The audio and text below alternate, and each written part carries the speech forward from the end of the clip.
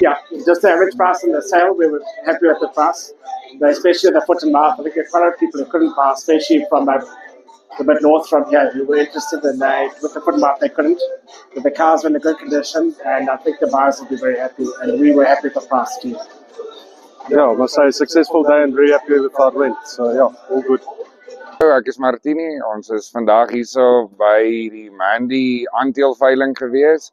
Ons is nou net klaar met die veiling, ons het so 'n halfuur lank veiling gehou. 200 diere in 'n halfuur deurgewerk. Die kopers het lekker gekoop, almal het opgedaag wat ons verwag het.